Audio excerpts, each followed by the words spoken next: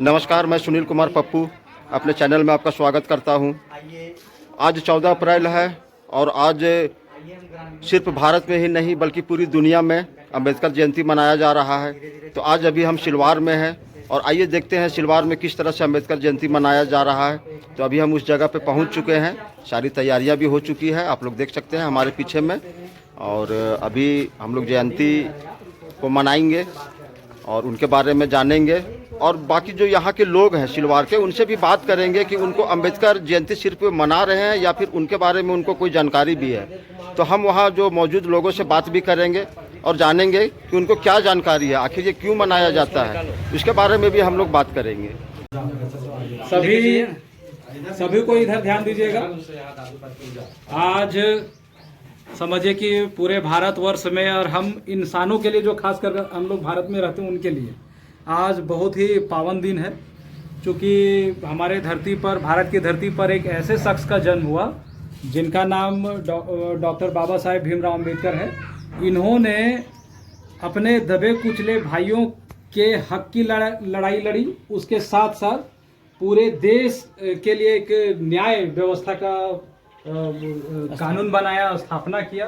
आज उन्हीं का जन्मदिन है, तो उन्हीं के लिए हम लोग आज यहाँ पर एकत्रित हुए हैं। और हमारे ग्रामीण से जो भी वरिष्ठ लोग हैं वो हम लोग शुरू करते हैं, माल्यार्पण से स्टार्ट करेंगे हम लोग। तो सभी कोई मिलकर माल्यार्पण करें।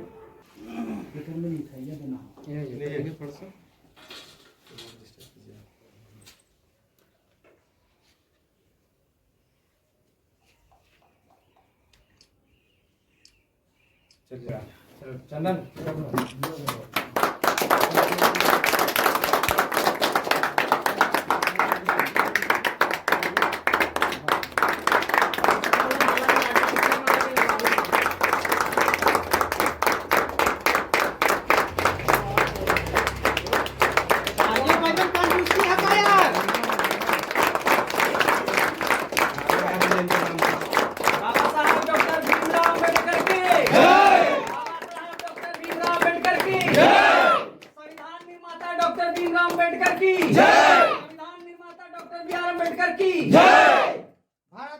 भारत रत्न डॉक्टर भीमराव अम्बेडकर की जय। डॉक्टर भीमराव अम्बेडकर की जय। बाबा साहब अमर रहे, अमर रहे, अमर रहे। बाबा साहब अमर रहे, अमर रहे, अमर रहे। बाबा साहब जिंदाबाद, जिंदाबाद, जिंदाबाद। बाबा साहब जिंदाबाद, जिंदाबाद, जिंदाबाद। भारत माता की जय। खींच खींच वही लोग से पहले मैं आमंत्रित करूंगा हमारे समाज के गार्जियन स्वरूप श्री केदारनाथ राम जी को।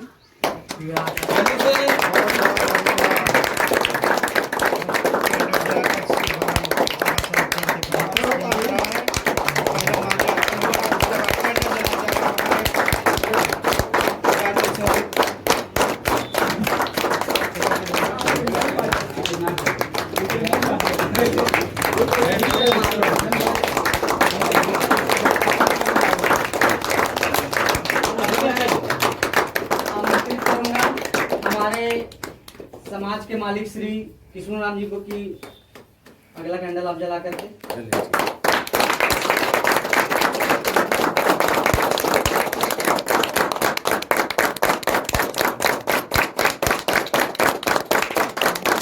आगे आमंत्रित करता हूँ हमारे समाज सेवी श्री ज्योति प्रसाद भैया को कि वे आगे करके कैंडल जलाएं।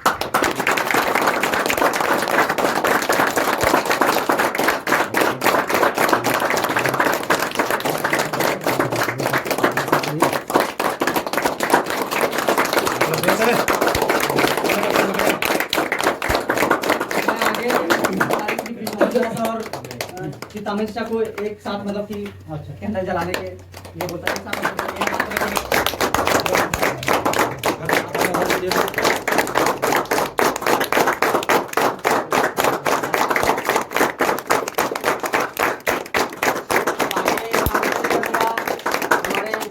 समाज के गार्जियन स्वरूप श्री महादेव शाह और राजू चाचा को आप लोग दोनों मिल करके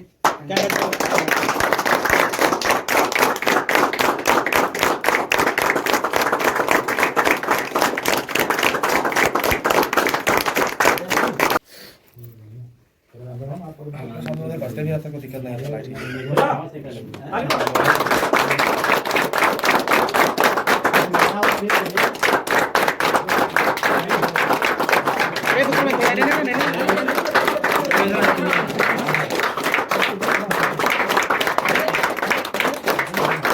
भाई अक्रम पड़ता है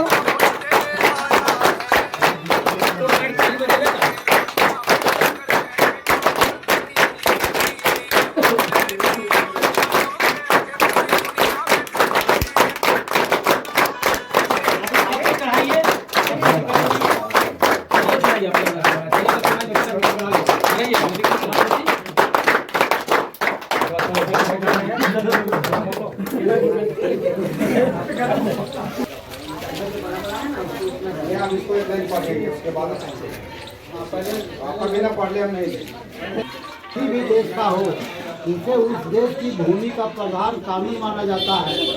यानी जितने भी अथवा प्रकार के कानून, चाहे सिविल हो, क्रिमिनल हो, इनका प्रावधान संविधान के साथ सुसंगत होना आवश्यक होता है। भारतवर्ष में स्वतंत्र होने के पूर्व ही 2 सितंबर 1942 को अंतरिक्ष सरकार का गठन हुआ, जिसके प्रधानमंत्री जवाहरलाल नेहरू भी बने। Doctor B.R. अम्बेडकर ने इस सरकार में कानून मंत्री का पद संभाला। लॉर्ड माउंटबेटन योजना के अनुसार संविधान निर्माण के लिए संविधान सभा का गठन हुआ। संविधान सभा के सदस्यों का चुनाव प्रादेशिक विधान सभाओं द्वारा हुआ। उसमें भैया संबोधित करते हुए यह महान ग्रंथ यह संविधान का पुस्तक बाबा साहब के द्वारा रचित इस संविधान के पुस्तकों में गांव के समाज सेवी ज्योति प्रसाद भारती को सुपुर्द कर रहा हूं अपने हाथों से।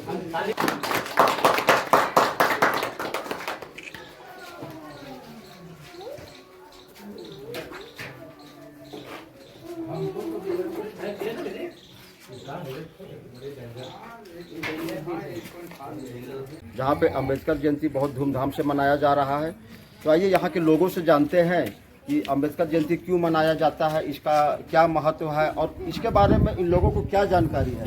आइए यहाँ हम लोगों से बात करते हैं।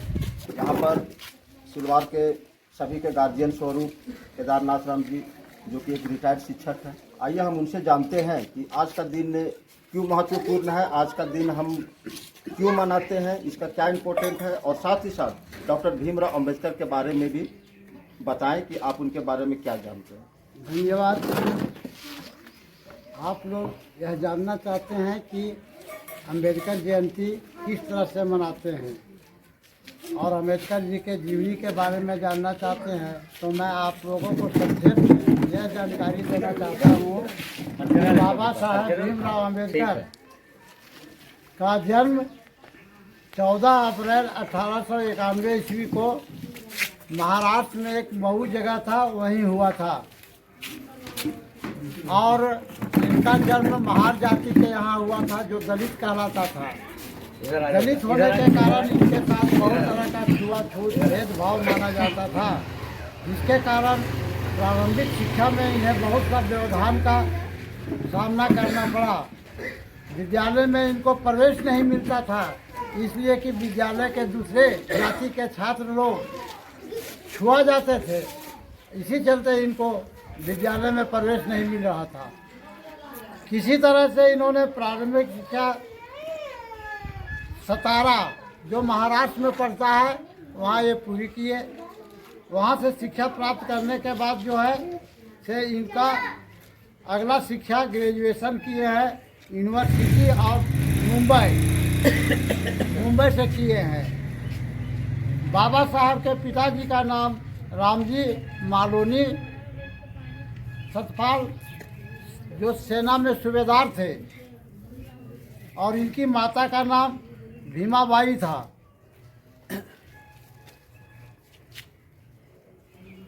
ग्रेजुएशन किए थे यूनिवर्सिटी ऑफ मुंबई। इसके बाद ग्रेजुएशन करने के बाद इन्होंने उच्च शिक्षा के लिए विदेशों में भी गए और विदेश में जा कर के इन्होंने कोलंबिया यूनिवर्सिटी में पीएचडी की डिग्री प्राप्त किए। उसके बाद लंदन स्कूल ऑफ डीएससी कानून की पढ़ाई किए थे। संविधान निर्माता भी थे। जब हमारे देश में नया संविधान बनने लगा तो इसमें एक कमेटी बनी थी जिसमें भीमराव अंबेडकर को भी सम्मिलित किया गया था, और इन्हीं के सहयोग से हमारे देश का संविधान का निर्माण हो सका। 1947 में जब देश आज़ाद हुआ तो पहले इनको कानून मंत्री देश का बनाया गया था। 1956 में इन्होंने हिंदू धर्म से ऊब करके हिंदू धर्म की कुरीतियों को देखते हुए अंत में 1956 ईस्वी में अपने अनुयायियों के साथ बौद्ध धर्म में सम्मिलित हो गए और 6 दिसंबर 1956 को इनकी मृत्यु हो गई।